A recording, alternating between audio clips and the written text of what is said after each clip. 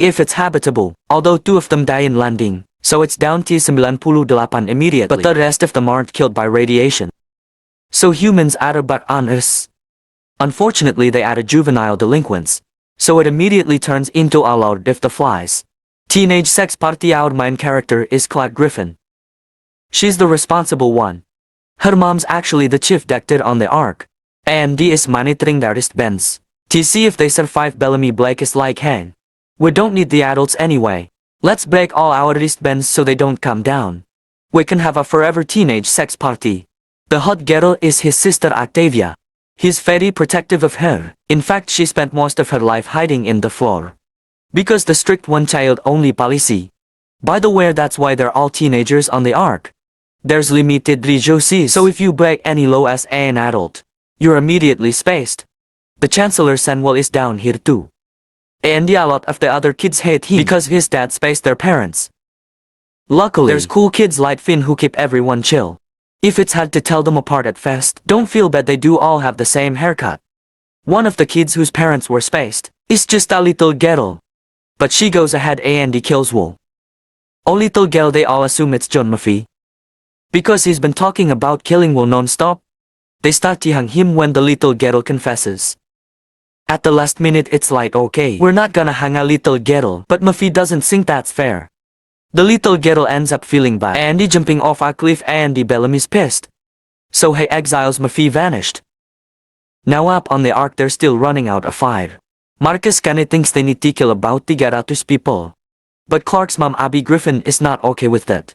She gets Raven Reyes as super smart, super hot engineer. She sends her down on a landing pod to help get communications back up. Raven makes it tears, and it turns out Finn is her boyfriend. It's awkward timing because Finn and Clarke hooked up. Like literally last night. Unfortunately her new cam system is broken because Bellamy got served first. And he threw it in the referee. He didn't know though that they were about to kill 300 people. Whoops. The kids tried to contact them the old-fashioned way, but it's too late and they owe the calling. The Ceratus have some more immediate concerns on us. Turns out they're not alone. Yes. Some humans survived the apocalypse. They call them grounders, and they're tribal badass types. Kind of sexy in fact. They capture one named Lincoln who has incredible ABS. So Octavia gets a crush on him, helps him escape, and they have awesome gay man sex.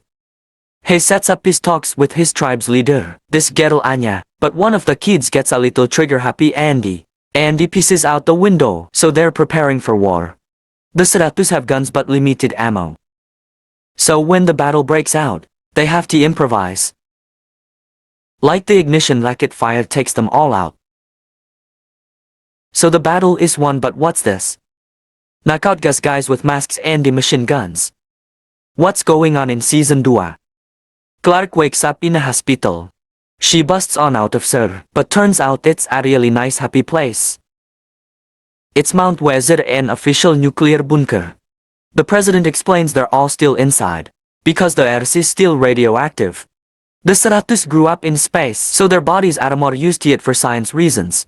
It seems great and they have chocolate cake.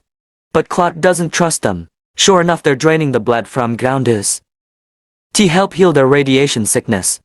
Clarke rescues Anya, and together they take a leap to escape up on the Ark.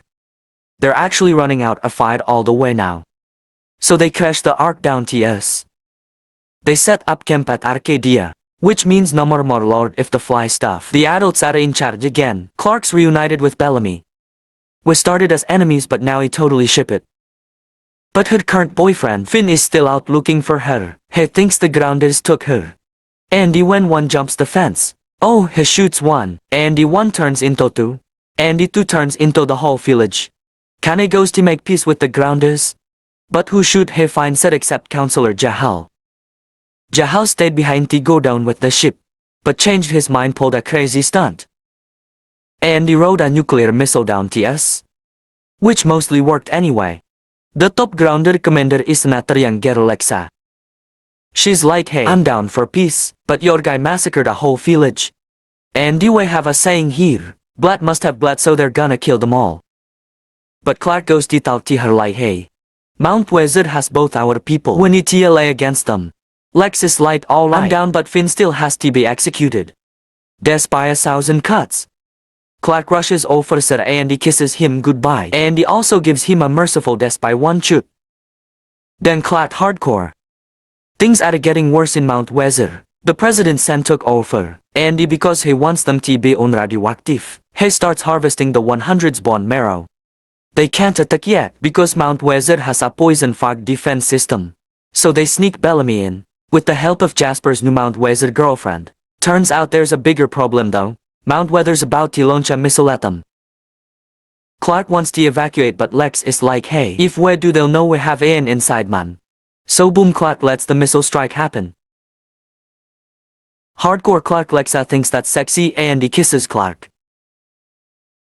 Andy Clark's into it alright anyway. Bellamy disables the poison fog. Andy grounded Andy Sky people marked together. But Lexa made a deal with Mount Weather to release all the grounders.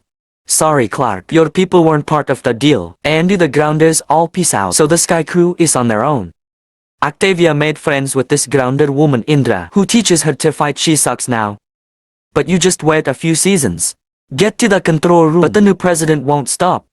The only way for Clark to save her people is to open the vents.